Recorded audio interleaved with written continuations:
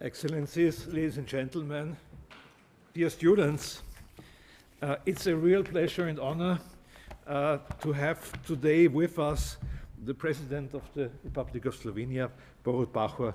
Please welcome.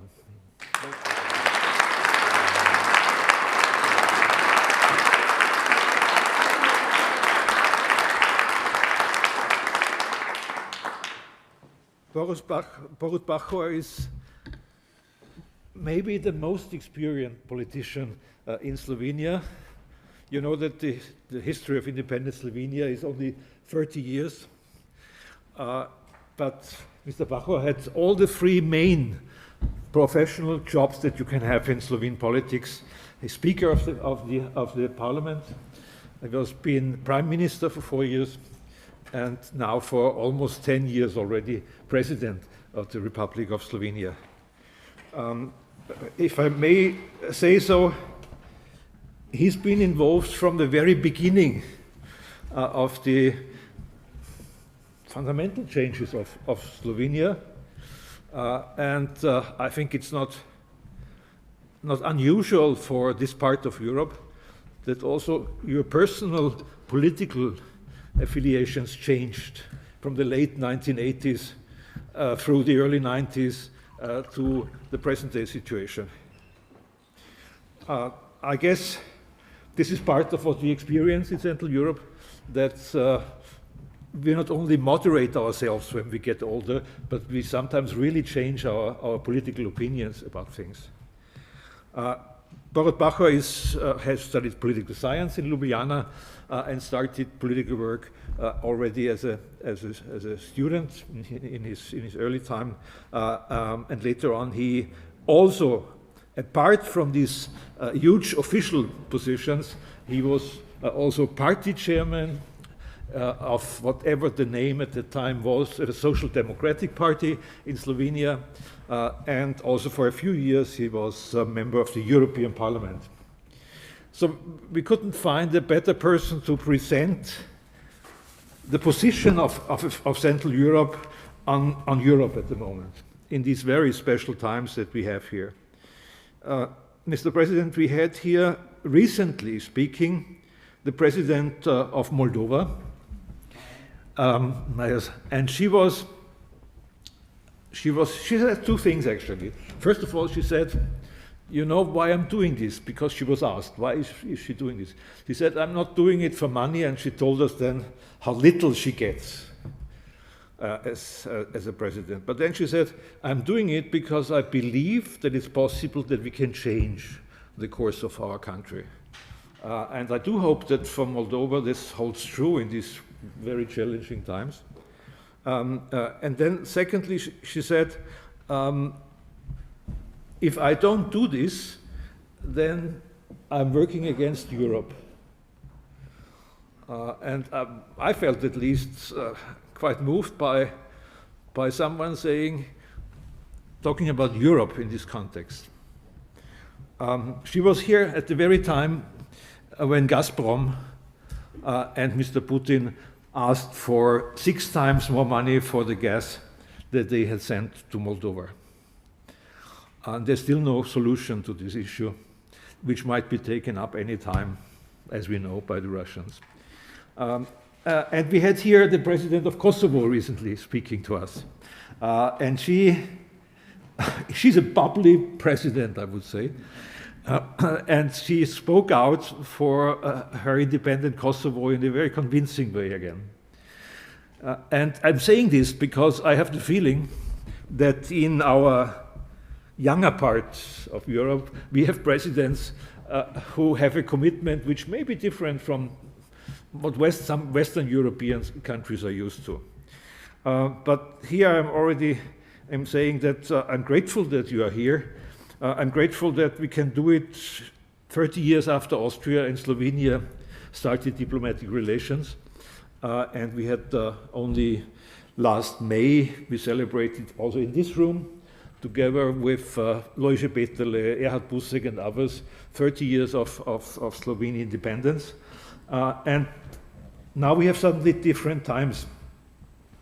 And we all expected, and you contributed very much to that, that we could change the structure of the European Union with a conference on the future of Europe.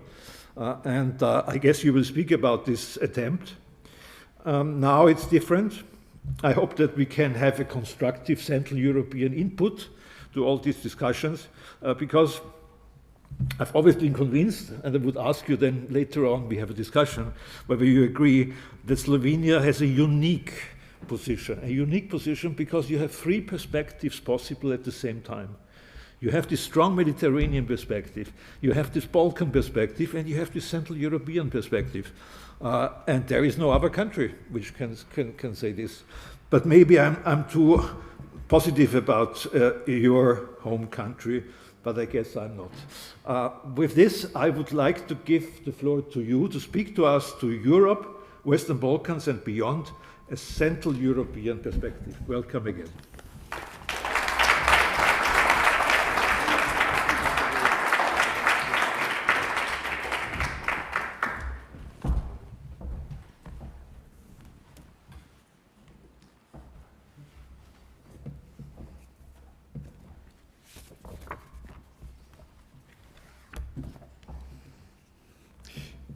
Ambassador Brix, Excellencies, ladies and gentlemen, students and friends. Ambassador Brix, thank you for your hospitality and for your kind words. War is not a natural disaster. War is a man-made disaster. The choice between war and peace is a man-made decision. Throughout the history of the international community, periods of peace have been interrupted by periods of wars. But this does not mean that a lasting peace is not possible. The effort to ensure a lasting peace is indeed the noblest mission of European and global politics.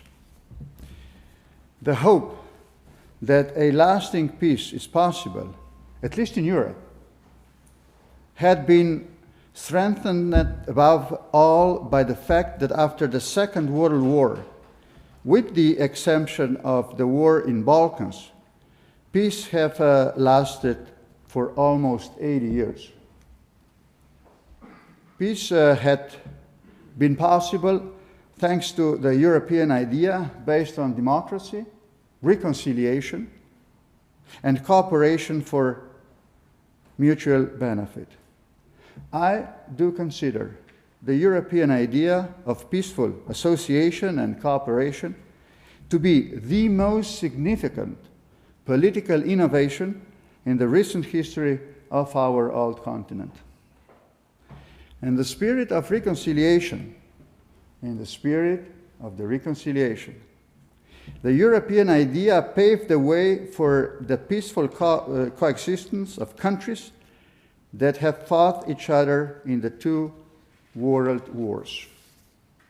Furthermore, it inspired the fall of the Berlin Wall, the rise of democracies and peaceful changes in European geopolitics after the end of the Warsaw Pact and the disintegration of the Soviet Union. It spread peacefully and peacefully survived, even survived Brexit. The European idea, so, was and still is the best thing that has ever happened to us. It guarantees peace and prosperity to nearly 500 million people. And, as we can see every day from Ukraine to Baltics to Western Balkans, it inspires millions and millions to dream to join it. Until recently, the only danger had been that the fact that we took peace for granted. Well, this is unfortunately no longer the case. There is war in Ukraine, which was attacked by Russia. Russia has not been forced into this war against Ukraine. Russia was not provoked, not even in indirect way. It attacked the sovereign country of Ukraine for no reason. And it is still attacking this country. The European security architecture, founded on the principle of the United Nations and the Helsinki Final Act, are at risk. Innocent people are dying in Ukraine. Several million refugees are on the run. That is why a ceasefire must be agreed immediately. Diplomatic negotiations must continue, and a peaceful solution must be found as soon as possible. Yesterday evening, I had an excellent meeting with the Austrian president and friend, Alexander Van den Bellen, and this was the message of our meeting. Well, this is not going to be easy, but we must all make an effort to this end. It is only right and good that the West, I mean the European Union, the United States and NATO, have imposed very strong sanctions. The first and the utmost goal of these sanctions and other measures should be to force Russia and its government to stop the war as quickly as possible. There is no doubt that it is Russia that should make the first move and halt its military operations. Russia is morally responsible for this war.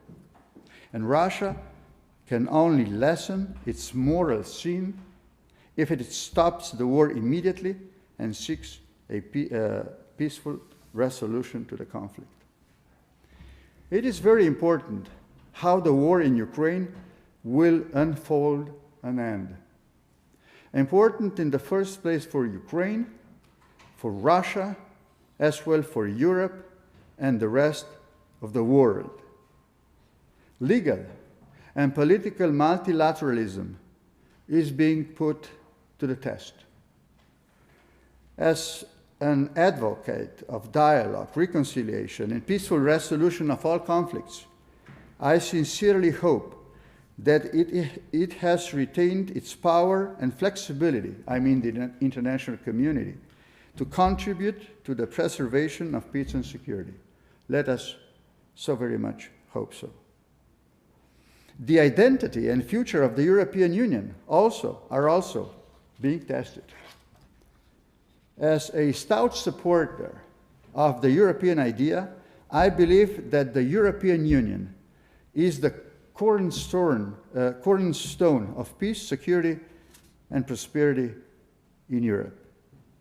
Maybe you know that I also advocate for a United States of Europe, not as a melting pot like we have the example in the United States of America, but as United States of Europe sui generis. I am telling you this because I believe that only a deeper Europe internally can project its power externally, including in foreign policy and defense. The war in Ukraine has revived an outdated geopolitical mentality. In this sense, the enlargement of the European Union, ladies and gentlemen, including and especially in the Western Balkans, is a geopolitical issue of the first order. I have pointed out on several occasions recently that the slowing down of the European Union's enlargement process in the Western Balkans was reviving nationalisms and thoughts of changing borders. I am confident that only an accelerated enlargement, which is, I confess, difficult, can stop these dangerous tendencies which pose a direct threat to the peace and security of this part of Europe and of Europe as a whole. At the Munich Security Conference, maybe 3 weeks ago or so, I even advocated a significantly accelerated integration of Bosnia into the European Union. It would of course be wonderful if such political will excited for all of countries of Western Balkans, but I am under no illusion that that would be so. But let me say once again, 3 weeks away, when we have debated the perspective of Western Balkans, Ambassador Brix, I came with an idea that maybe so-called now fast track would be good for Bosnia. And then this idea came also with Ukraine a couple of days later when Putin has decided to intervene.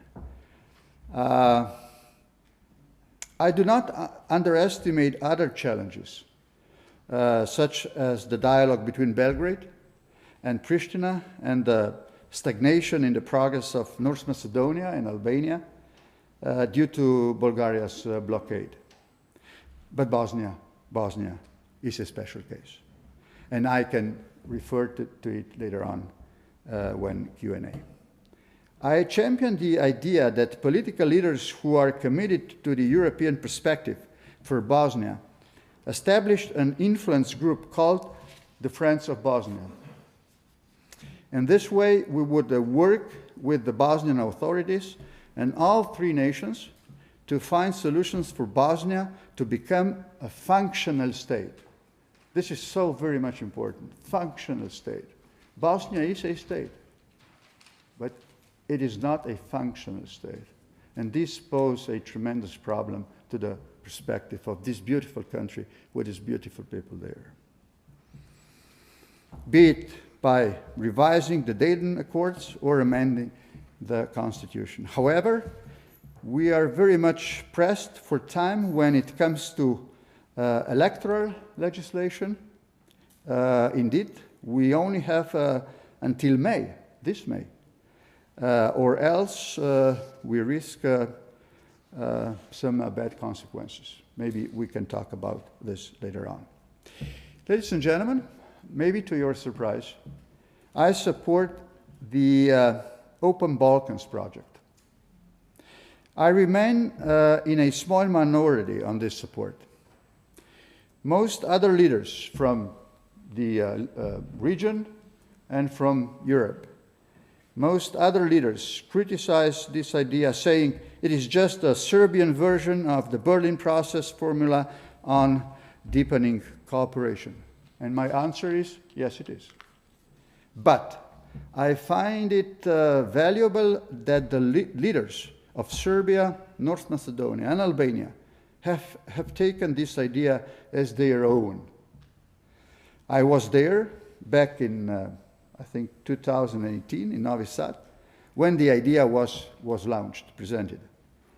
It seems to me that this idea of Open Balkans is one of the few constructive ideas on cooperation between the countries of the Western Balkans that has at least partly been met with sincere support and political passion among leaders.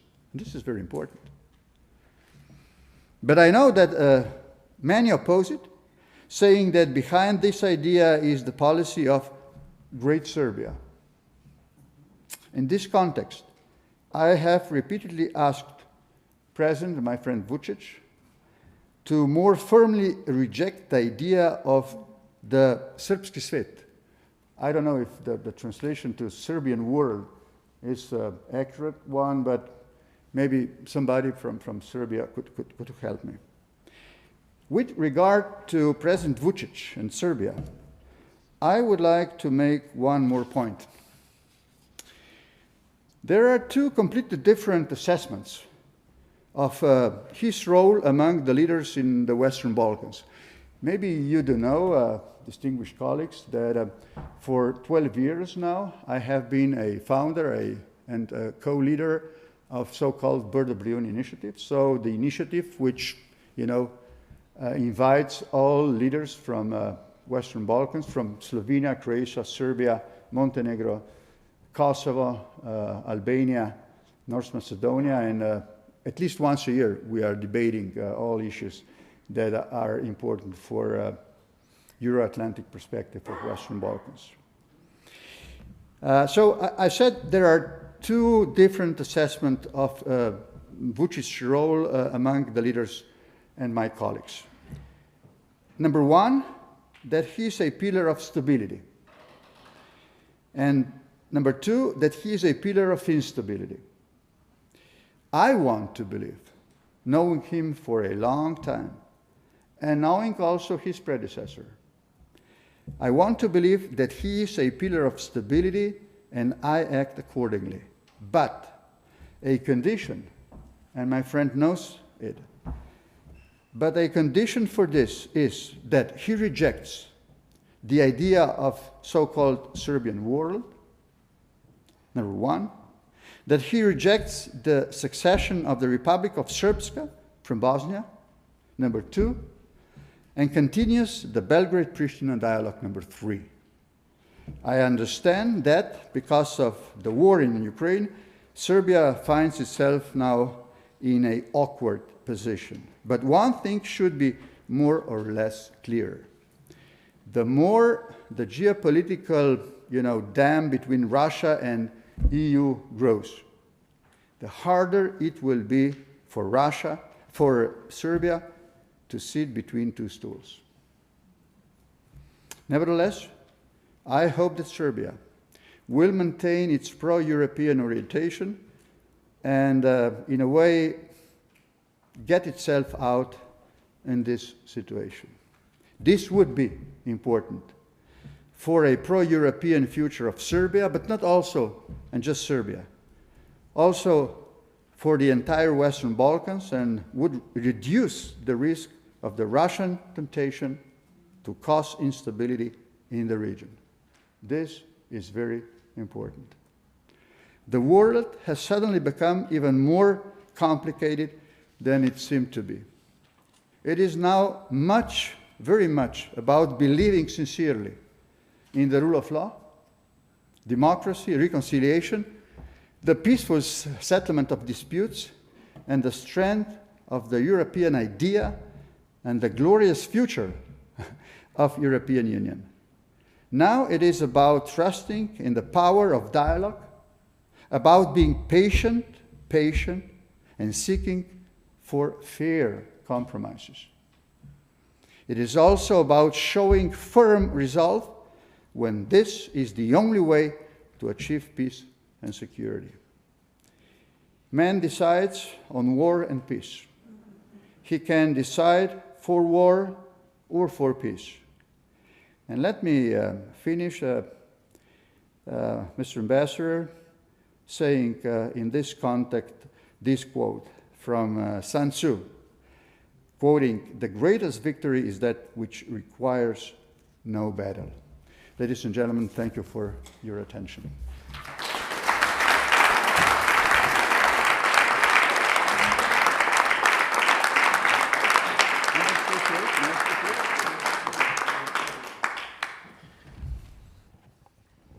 Thank you, Mr. President, for your introductory remarks, so much concentrating actually on the Balkans. That is something we here in Vienna appreciate because we share this idea that the stability of Europe depends on how, one might call it, on the borders of Europe or the peripheries of Europe, how decisions are taken. We are seeing this also in the Ukraine now. I would like to ask you one question before I ask here around in the audience. You were very outspoken, and you're regularly outspoken in saying that you believe in a political union, in the finality of Europe, yes. Even the United States of Europe. There are two issues. One issue is that we don't have majorities in the European member states for this idea. And the second issue is that even in political circles, the strength of those forces who believe in the nation state are getting stronger and stronger at the moment. Yes. So, but you stick to your position. Could you explain how you see that? Well, look, after Second World War, there was a call to finish the war and all the wars, and with the reconciliation, try to restore some sort of new fair society. And our grandparents succeeded. The first on the west side of the Europe, and then also in the Central and Eastern Europe. There is now a community of 27. And as I said, we survived also a Brexit, which is really, an important observation. In this, 50 years, we could observe how Europe has been more and more, integrated. Okay, with ups and downs. Also, its success we can define with ups and downs. But I think there is a historical tendency to go and to be more and more unified, not less and less unified. EU is not European Council is not Council of Europe. Council of Europe is completely different thing. There are countries with sovereign, with their sovereignty. European Council is a council of 27 leaders who are trying to make a still consensus on variety of issues. And let us go back maybe almost 20 years. It has been a try with draft constitution to get even further. Okay, it has been rejected. At the time, I've been a member of a constitutional commission at European Parliament, so I could see from from the first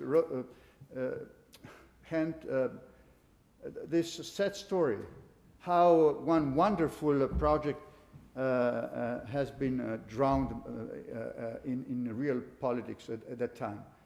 This conference on the future of Europe, let us be fair, it is nothing in comparison with the convention of 20 years ago. But I am sure, as I am speaking here in front of us, that sooner or later, also because of the events around us, Ukraine and all this stuff, there will be a strong need among European nations to find ways to come even more closer. I know, as you said, Ambassador Brix, that are countries and nations and leaders that would like to see less Europe. Okay, it's a fair debate. It's a fair debate. But I wouldn't like to be naive, but I think it is in the nature, in the identity of the European idea that will be stronger and stronger in spite of all difficulties in the next 5, 10, 30 years. When I do speak about the United States of Europe, I do not speak that this will be tomorrow.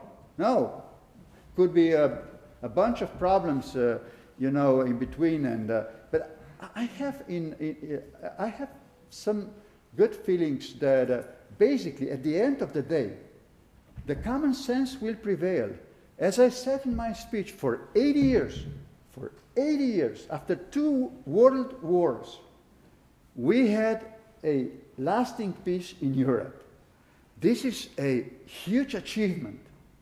And being worried about a war in Ukraine, about Moldova, about Georgia, about Western Balkans, I think there is now a strong need among leaders, among people around Europe, that let us come together and do much more for the Europe, that Europe will stand, that Europe will be there, that Europe will survive this challenge.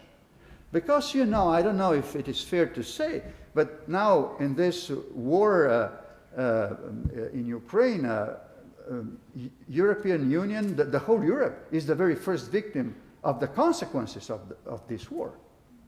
So I do see European Union as a pillar of peace and security, of well-being, of all those values from democracy to rule of law and all that stuff.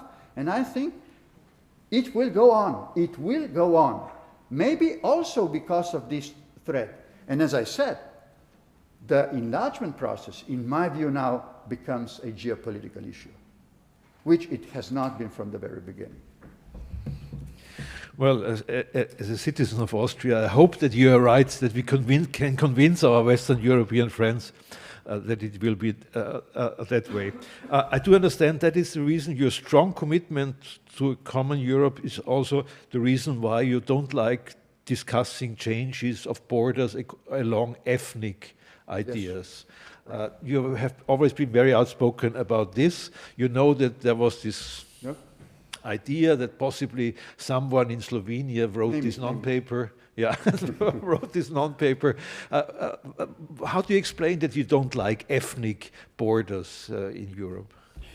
Well, I've been to Bosnia back in 2000. Ali, kdaj sem bil v Bosni na pogovorih? Oh, every year, yes. Well, I've been recently to Bosnia for an official visit or working visit, and always I would like to talk to all three leaders at the same time. And I confess publicly that I asked them if there is a possibility, not that I would believe it is, but if they do believe it is a possibility to go apart in a peaceful manner. I do absolutely don't think it is a possibility for a breakthrough of Bosnia by a peaceful solution. If there will be an attempt, for example, from Serbs, from Republika Srpska, to go away, there will be a war in Bosnia. Just a couple of days ago, back at Antalya Diplomatic Forum, I've been with two leaders. Mr. Komšić has stayed at home with Dodik and Džeferović, yes, the Muslim leader. And you know, Ambassador, I could observe those 45 minutes of conflict between them. And by the way, I think Džeferović said one thing. He said, Mr. President, this is not personal, it's political. So there are tensions there. And I don't see the solution of these tensions with breaking Bosnia as it is. Because Bosnia is not some sort of Tito's invention. Bosnia has been there for centuries. But multicultural, you know, in a coexistence with fair solutions in a constitution, and by the way, with a political will of all three leaders and all three people to stay and live together and create a common future. And the problem is that the only common future that all three can see is European future. This is the problem. So, coming to the conclusion is not very difficult. If this is the only way to preserve Bosnia as it is, in its, territorial integrity as a sovereign country, well, let us make a fast track to invite Bosnia closer to union to protect peace and security there. I know this is a bold idea. And this issue with Ukraine just changed the possibility that that would be the case. But we have to think, Ambassador Brix, a little bit out of the box. We have to come together, leaders of EU, and think how to preserve peace from, Baltic to the Adriatic coast. It's difficult, but it's possible. I like it that the leaders of the so-called new members are much bolder now than those from the old part of Europe. But I understand why you're saying this. If I may open the for questions already here, I will take partly ambassadors, partly students, but I'd like to start with a student. Maybe, yes, please, yeah. You can take it, when you speak, you can take it off. Hallo, zelo me veseli vas videti. Thank you. Hvala. Very nice to see you. You're from? I'm from Austria, but na Koroško sem, na slovenska gimnazija šel. Beautiful. Okay, my question is on the Belt and Road Initiative. What is your position on the Belt and Road Initiative? You mentioned Sun Tzu and how it affects also your relationships in the Balkans. Thank you. Well, as far as, let us start with Western Balkans. There are three major strong forces there watching what is going on and having some influence. Russia, number one, with the leverage direct in Republika Srpska and also in Serbia. There is Turkey with its leverage in North Macedonia, Kosovo, and basically among Muslim Bosnians. But there is also one, and this is China, which its economic, presence there. China is quiet, is doing nothing, from ideological point of view or from a strictly political point of view. It's there with the money. Doing nothing that would be in favor of somebody against somebody else, but it's there in a very clever way. This is a part of their strategy to become number one worldwide. And China is becoming extremely important political, economic, military forces in the world. The question is how Europe should watch all those geopolitical changes. My view always has been that, number one, we should stick with United States, with Washington. Yes, we are friends, we are allies. We have to have some common grounds as far as policy on China is concerned. But at the same time, as European Union, we have to have our own position. And it seems with war in Ukraine, with all that it is going on right at this very moment, this strategic autonomy is losing. So, question at the moment is how to help our friends in Ukraine and in the United States fighting against, in a commercial way, not in a military way. This competition with China, but at the same way to maintain our autonomy, to deal with China, to trade with China, not to be naive about the influence that China will create in maybe 10, 15 years, even before. But and let me finish by saying, my vision is that there is enough space for everybody if there will be a peace and security and multilateralism that would allow us to peacefully resolve all questions. If not, would be a question who is stronger, even militarily. Can you imagine that tomorrow, maybe Taiwan would be another question? Or South China Sea, or, I mean, come on. There is enough problems at the moment already on our agenda. Let us try to calm down a little bit the whole international society. It is now, next week, up to, I think, European Council and NATO Council to find the way out to, in a way, force the Russia to ceasefire and to start a diplomatic negotiation, that the war should end now. If not, the consequences will be severe. Even China will have some benefits out of it. And maybe somebody else, but definitely not Europe. It is in our interest to do whatever it takes to stop war now. Yes, sir. Yes, thank you. We have, maybe I've taken Ambassador, please.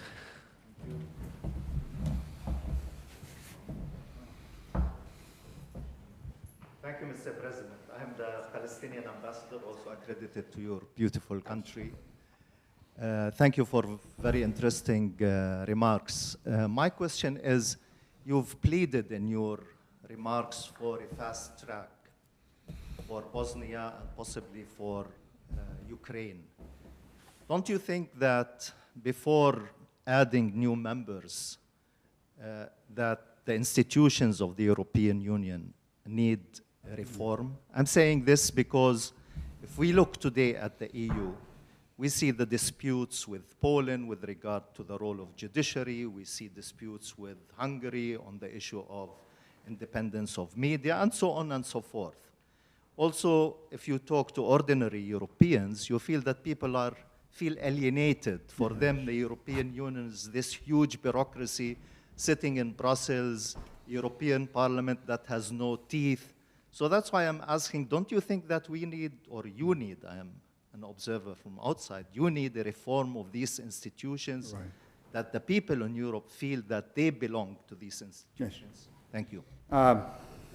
Listen, this is maybe very, I mean, it's a common sense what you've just said it. I mean, let us, build what we have in a strongest possible way, and then to go and to build something new. This is perfect, I mean, assessment of what should be done. But, Ambassador, at this very moment, we are squeezed in a historical moment to see how should we act to preserve peace in Europe, not just, efficiency, which is also one of the most important criteria for our citizens. And that is why we are now deliberating this, note of fast-track integration of Ukraine and the Western Balkans. And my friend Erdogan would say, what about Turkey? What about Turkey? We are waiting for 50 years. So this is a pragmatical way of thinking at the moment. But I am so very much in favor of your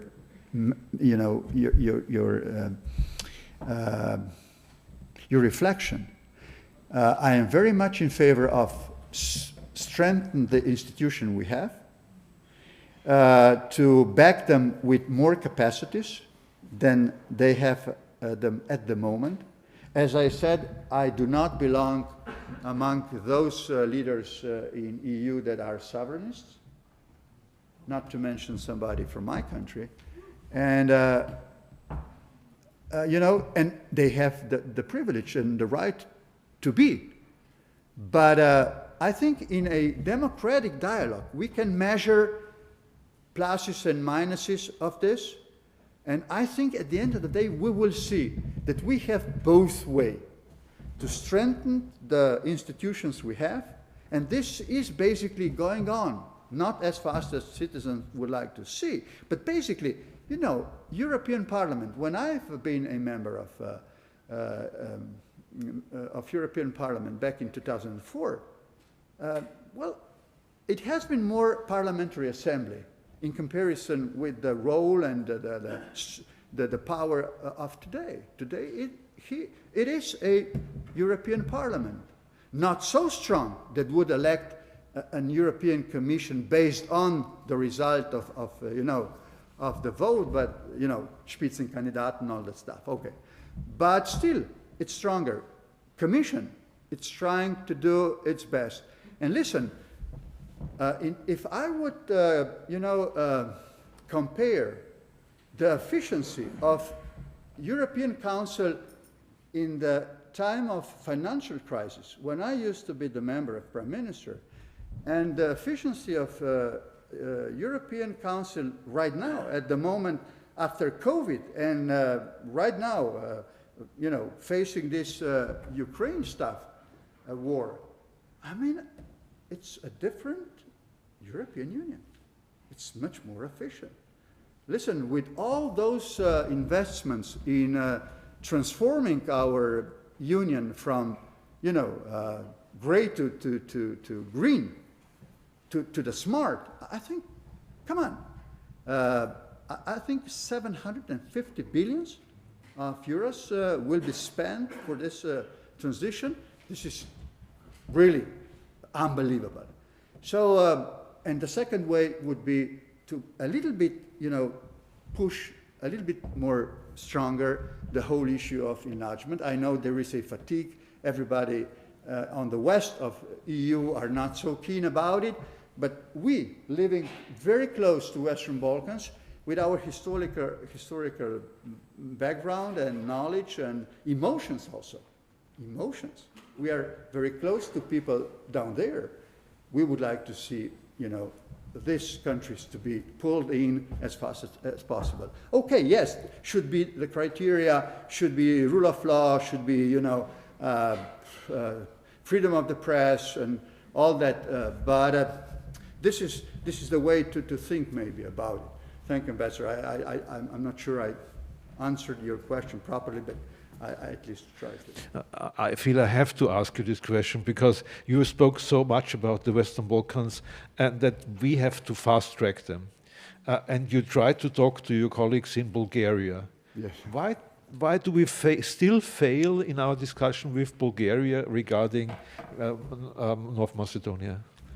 Ambassador Brix, if there would be on the table one very technical issue between Sofia and Skopje, I think there would be enough political will to press Bulgaria, and there will be enough political back there in Sofia to then, give the green light to Macedonia. The problem is that there is a question of identity. Identity, Jesus, couldn't be more difficult. Listen, after North Macedonia has changed its constitution due to agreement with Greece, now it is once again a demand on the table to change it once again, to change the identity of the country. Who on earth would say immediately, yes, we will do because we would like to be in EU? Because if there has not been enough credit when changing the constitution after negotiating with Greece, what guarantee do we have, would say in Skopje, that if we would change the constitution for the second time, somebody else would not make a third call? So it's up to us, Ambassador, to press our friends back in Sofia. Radev is a very good friend of mine, but on this issue we have completely different view. And I have to confess to this audience, I was the guy to block Croatia back in 2008, to block 7 chapters and stop the negotiations between Zagreb and Brussels. And we needed 9 months to find a solution that brought us out of this dangerous situation. And let me tell you one thing. You as former diplomats and politicians, basically at the end of the day, it was so much difficult for Croatian side as for Slovenian side to get out of this situation. So when somebody is putting some demands and obstacles and blockade, has to think about consequences for himself. And Bulgaria is now in such a situation. You still have your small fishing problems with your neighbor yourself in Slovenia, but this is small fish. I have a question online here from our student. Mr. Vucic is very popular, I understand.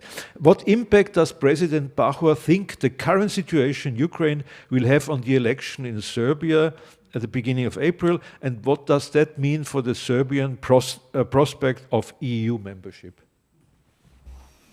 I cannot comment on domestic political life, and I should not intervene in Serbian political life. So I would try to answer in a little bit different way. I think it's a very difficult time for Vučić at the moment.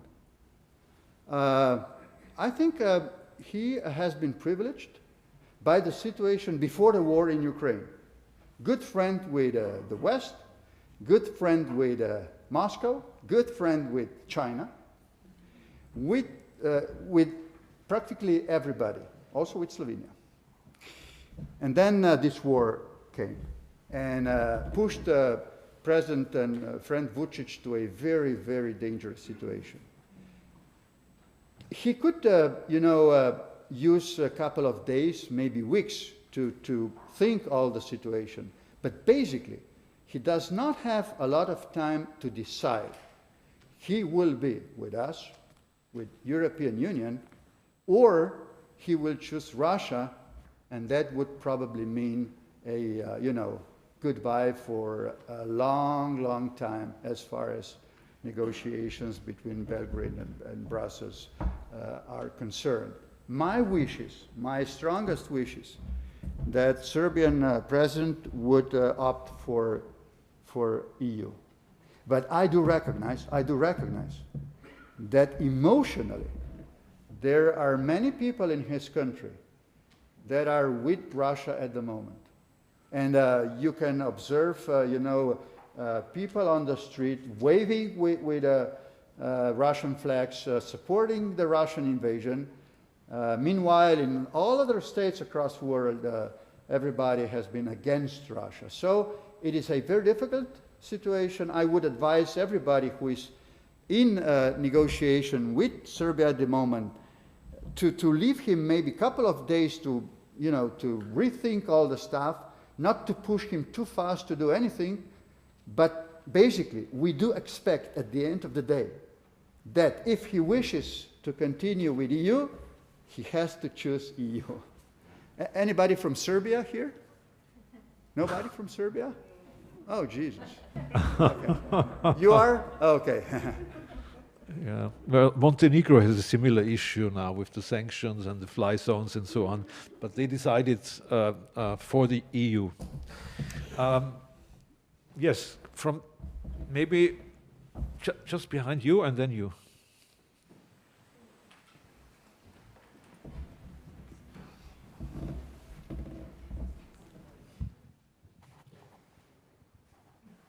Mr. President, thank you very much for your presentation.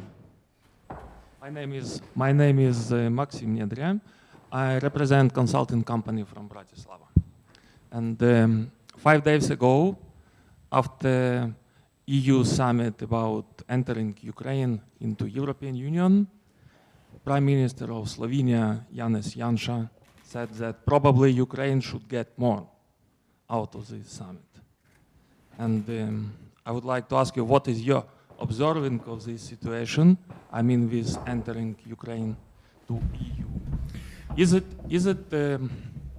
it possible it will happen fast, or maybe it will be given some special status, some special procedure for Ukraine, but in fact, Ukraine will stay as a, let's say, bodyguard of European Union, which is maybe well paid, but should stay outside and never go into the club.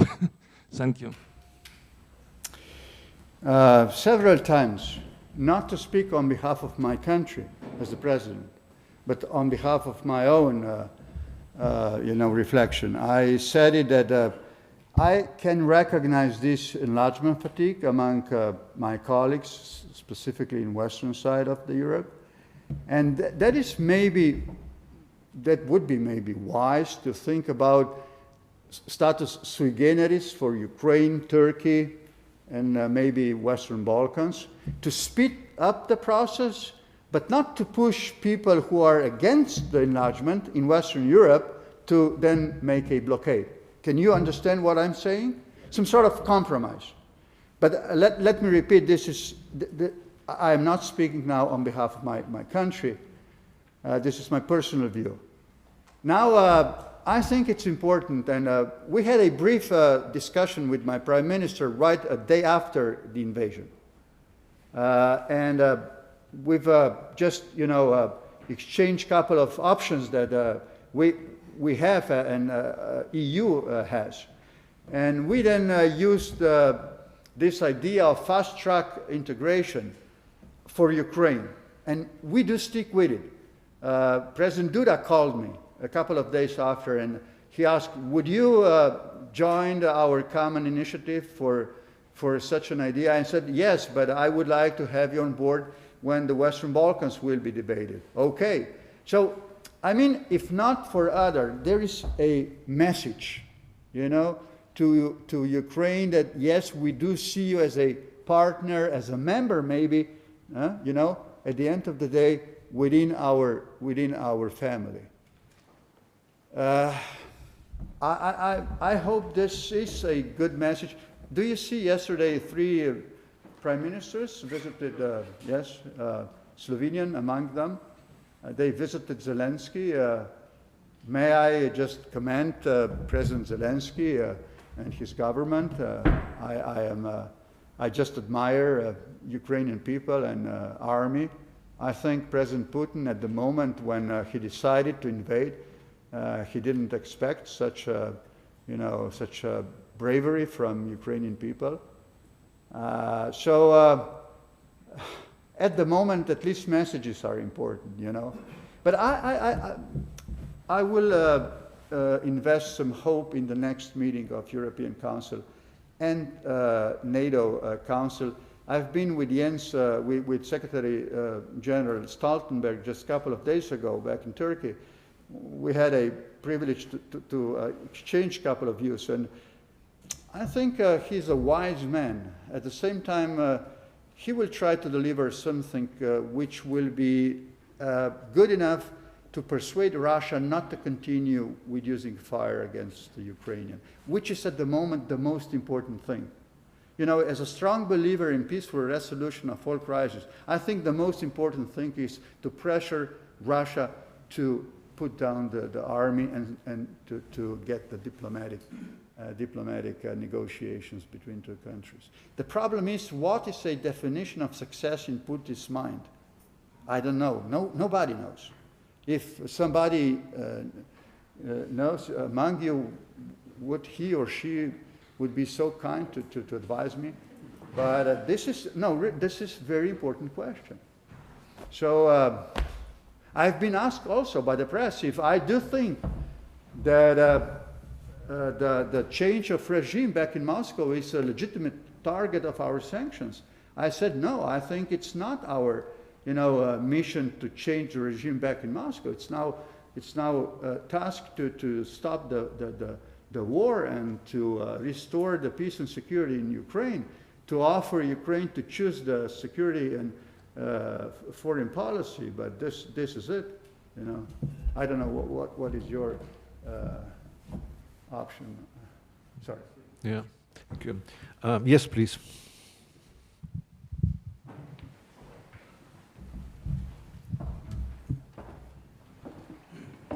Thank you very much.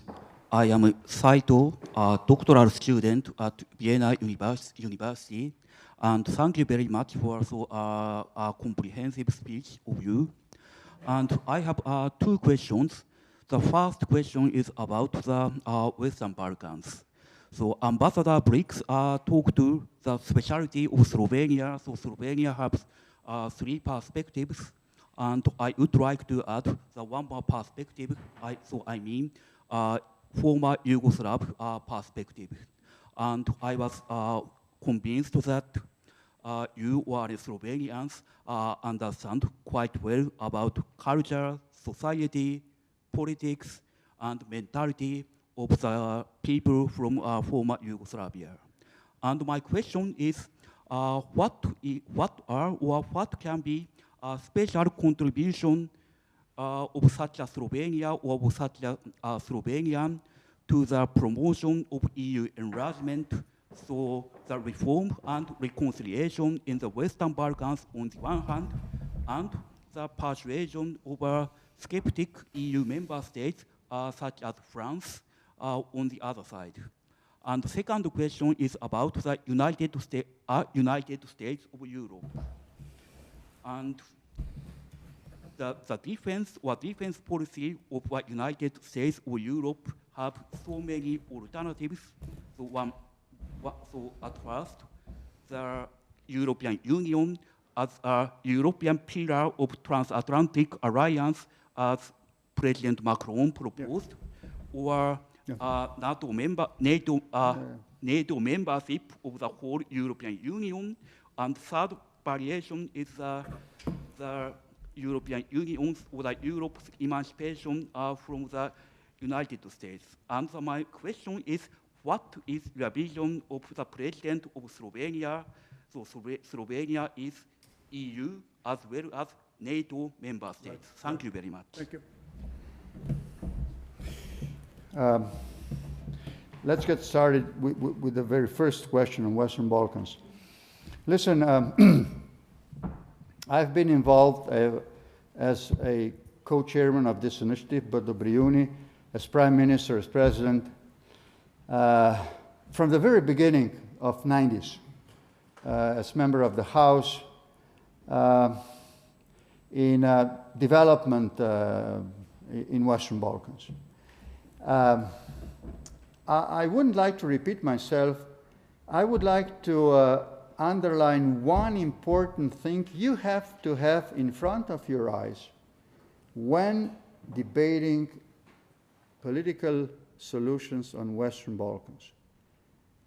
Maybe nowhere else in Europe, emotion is a political element of the dialogue. Emotion.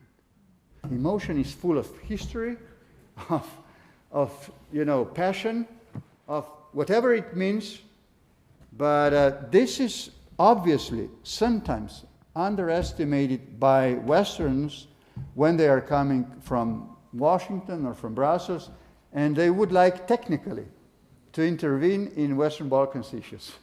No, come on. Let's sit and talk, Let us be patient. You should be very, very patient when talking to. And you should know that compromise is not a value among a majority of people there, that it is a signal of weakness, not of strength. So you have to work with them on an equal basis. You should not patronize them.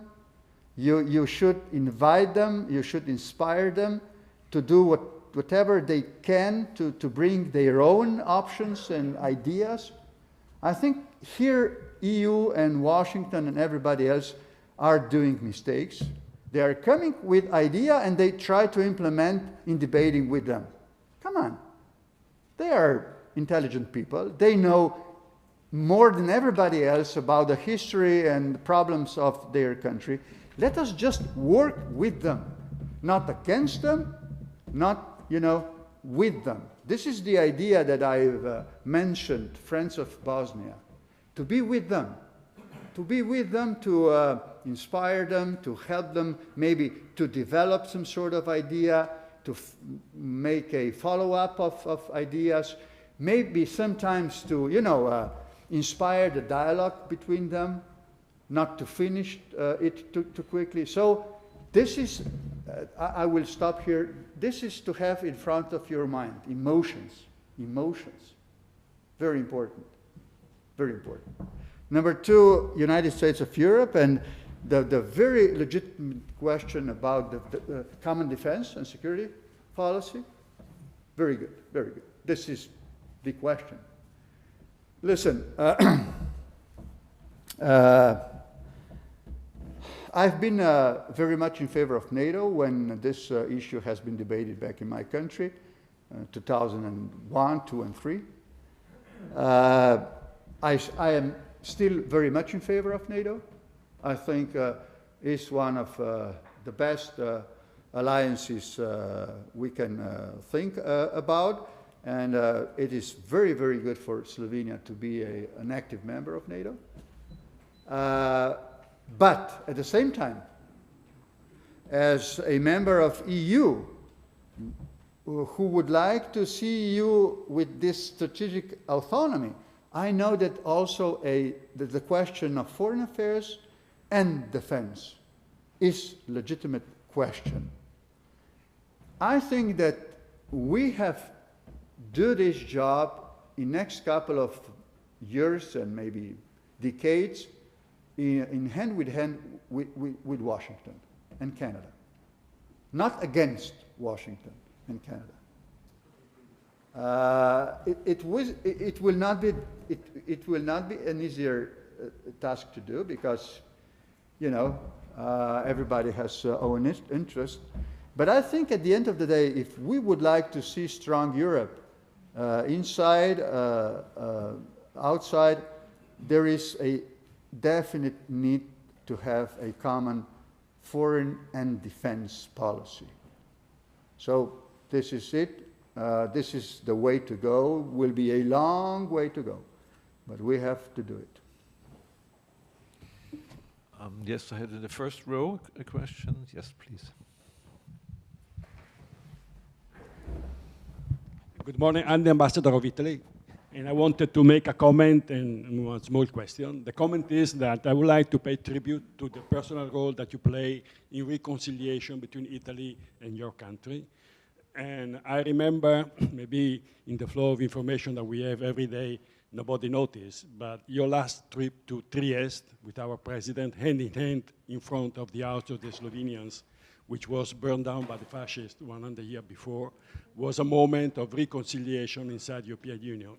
Trieste, of course, is a city very close to the heart and minds of the Austrians. I think that the building that they restore was designed by the Austrian architect Max Fabiani, the one of Urania here. And so thank you very much for your engagement. And the question is, now, when you see Ukraine, we have to check our geography, we have to check our history, but we also have to give an idea of how can you live after the war? How will you survive after the war?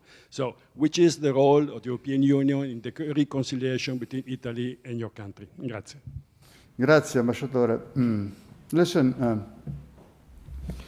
that very moment, you know, with your president, my friend Mattarella, July 13th, 2020, in Bazovica near Trieste, was the most important political moment of my whole political life. There, in silence, with no words whatsoever, we've said all, you know, and we've opened a new chapter of relations between Italy and Slovenia. And I think for the moment, Trieste, that very day, has become a capital city of the whole Europe. Reconciliation has been back. And you've asked about Ukraine, but before that I've mentioned, I haven't mentioned reconciliation as debating Western Balkans. What is unbelievable to me is that 25 years after the war in Western Balkans, nobody is ready to do whatever, a small gesture of reconciliation that would say, sorry, was a mistake, I am guilty, we are guilty, we will not do it anymore. There is no political will to reconcile. And listen, we have needed 100 years to do, to get back our Narodni Dom in Trieste, 100 years, and 75 years to be with your president in front of two,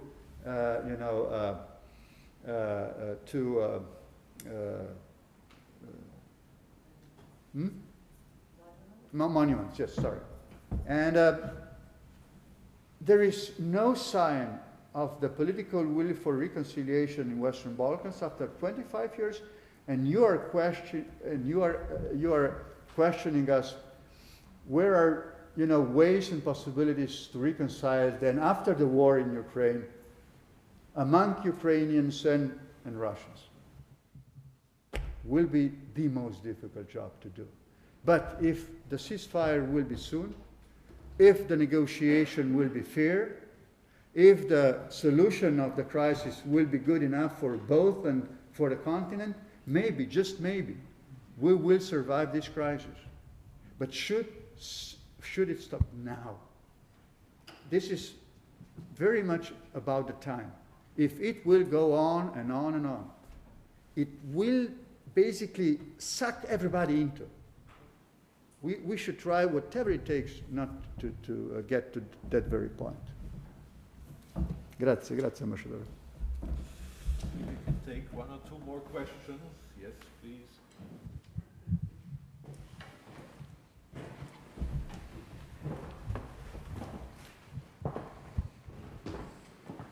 Mr. President, thank you for your speech and the answers to the questions. My name is Nicolas Schmiedel-Mohl. I'm a student and teaching assistant here at the Diplomatic Academy. And I have a question about European unity. In the past few weeks, we've seen unprecedented levels of European unity. However, the thing that has united us is a perceived common enemy, Russia. And I want to know if you think this will last, this perceived unity, and whether this unity can be used to reform the institutions or even work towards what you said, the United States of Europe. Thank you. Well, may I have a wish? My wish would be that we will be united until the end of this crisis, at least.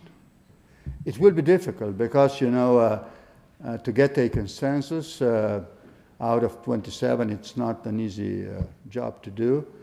But I think the war is such an awful thing that will push us to try at least to make a consensus.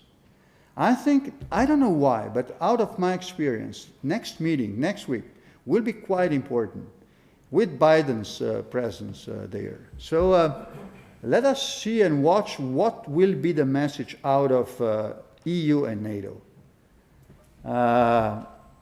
I think good compromises would be welcomed. And I think everybody in his country or her country has to have a good debate before that meetings and to see what should be done to make such a compromise that would be effective. The message that we will send as united EU and NATO should be effective as far as Russia position is concerned. I don't know, I really don't know what should be at this very moment, but next week we have to know what will be a very firm message that we'll send. Let me tell you, sanctions are very strong.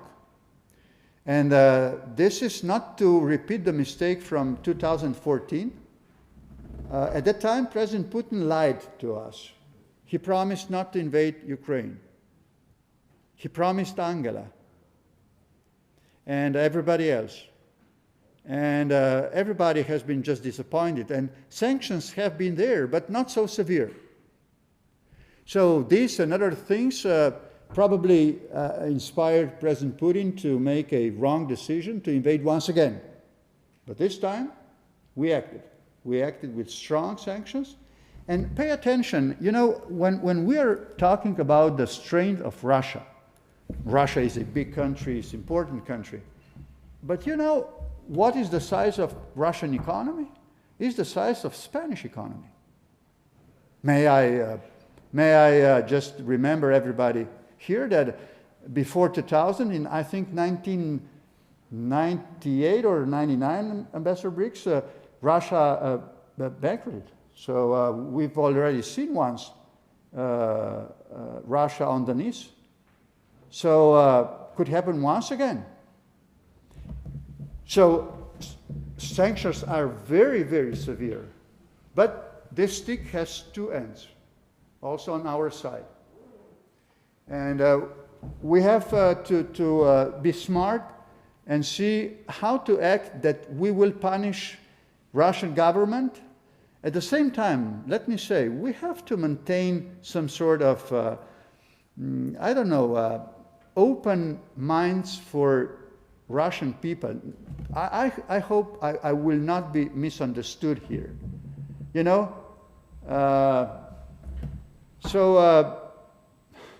Let us, it's a difficult situation. I confess, it's a difficult situation.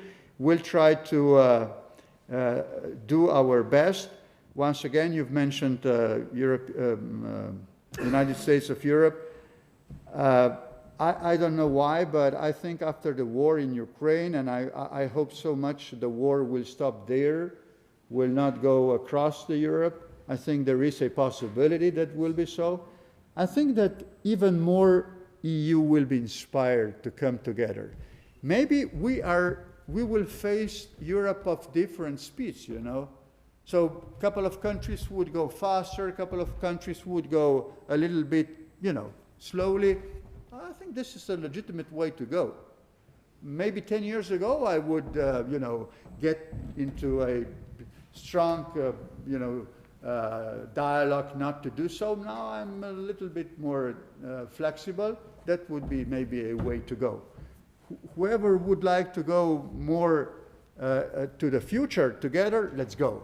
We have Euro, not everybody is in there. We have Schengen, not that everybody is a member of Schengen, and so on and so on. So let us invite those who would like to go on with integration. I would like to see Slovenia there. I would like to see Slovenia there. Okay? Thank you. If there is any other question, I have one last question. I have two questions, if I may. A man one there and two. Yeah? is very persistent. Yes, please. She's very persistent. Thank you very much for your elucidations, Mr. President. First of all, I would like to extend warm, cordial regards from your friend Janusz Pfeiffer from Bled.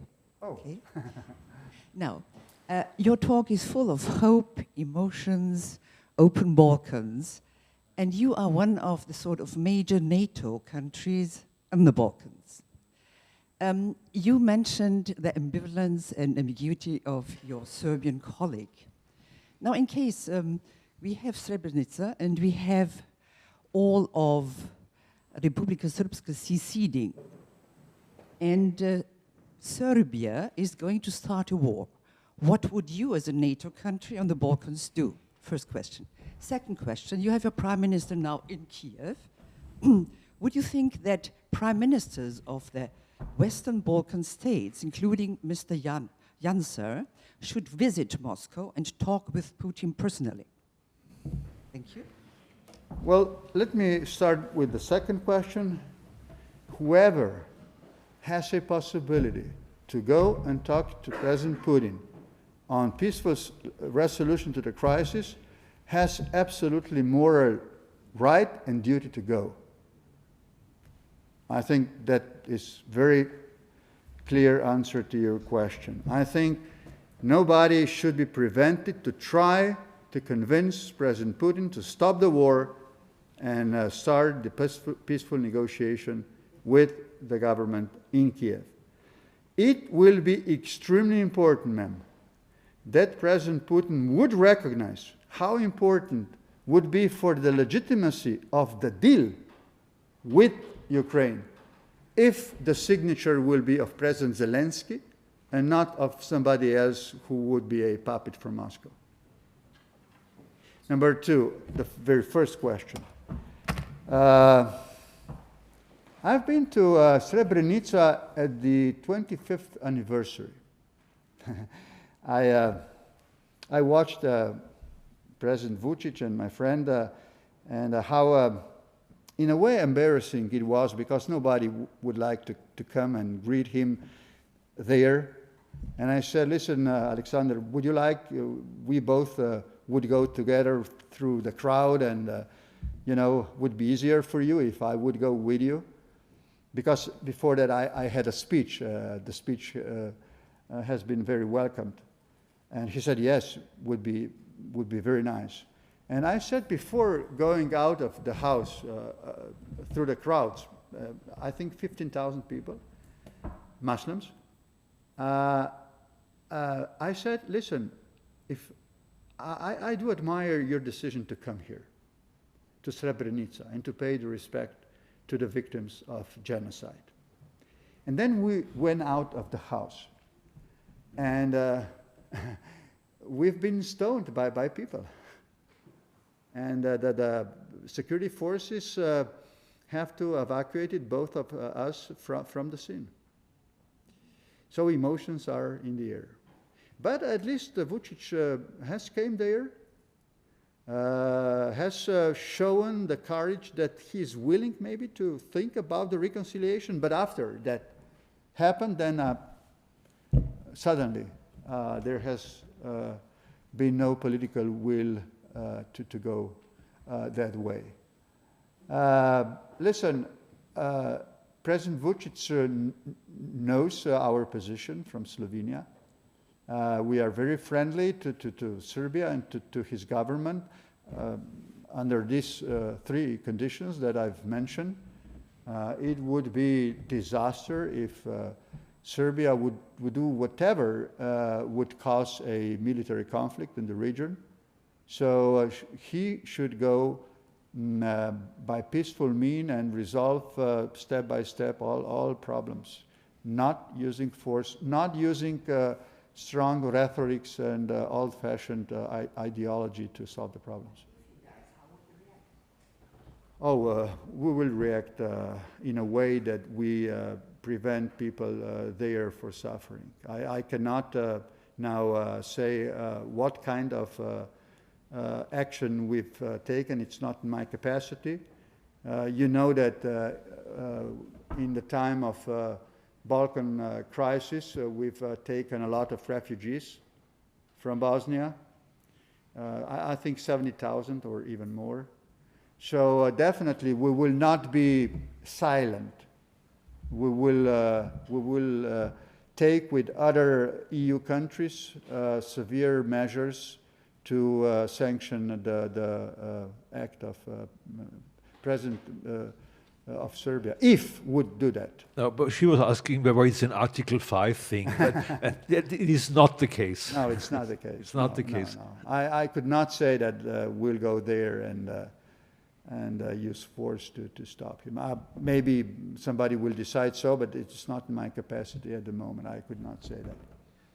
One last question. Once again, I would like to see Western Balkans to be in peace and security and stable as it is. I don't want to see any movement from anybody that would jeopardize such a situation. Yes, please. Just wait a second. For your inspiring words. My name is I'm a student here at the Diplomatic Academy, and I want to tell you I full-heartedly share your vision of United States of Europe. Right now, we have seen a great diplomatic effort with Prime Minister Janša and the Prime Ministers of Poland and the Czech Republic traveling to the heavily besieged city of Kiev. My question to you is, great diplomatic efforts have taken place also before the invasion started, and diplomacy has to a certain extent failed in preventing this war of aggression. We do have heavy economic sanctions in place against Russia, but we also see cracks in this policy, namely that the big economies in Europe, Germany and other countries are not ready, are indeed incapable of cutting off their import of Russian oil and gas. My question to you is, are the sanctions enough to stop the war, or do we really need what I would call a European army to have the hard power capabilities in Europe to prevent Russia from making any further movements also outside of Ukraine? Thank you. And you, my dear friend, you've waited until the end of the session with the most difficult question. Listen, I think we're trying to get some smart stuff out of our discussion, how to sanction Russia to stop the war. And nothing is perfect, neither the sanctions. It is not, the aim of the sanction to kill Russia, to destroy Russian people. It is just the aim of sanction is to stop the war. It is not our aim in confronting some nationalistic idea in Western Balkans to go there and use the force.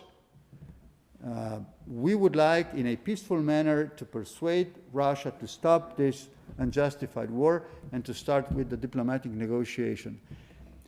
Let me say one thing. After the war, there will be a peace.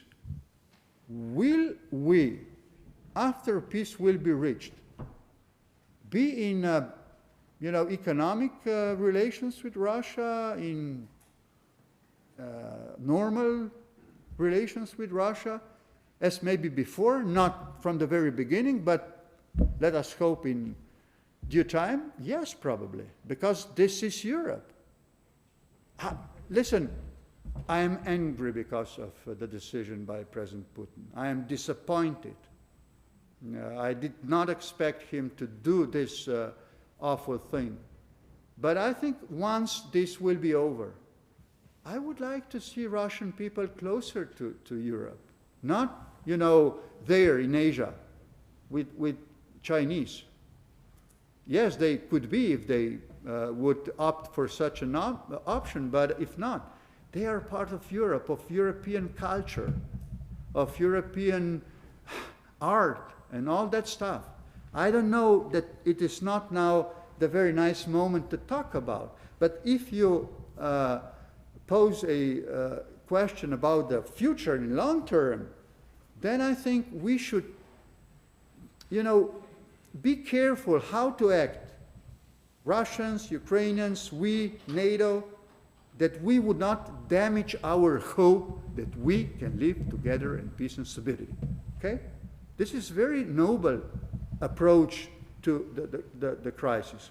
Never that would be understood by everybody, but I think we should maybe also, think in such a way. I don't know if I do answer your question, but it's really very, very sensitive one. Okay? Ambassador Brix. Thank you very much, Mr. President. I think this was a good optimistic ending, actually. We should look forward.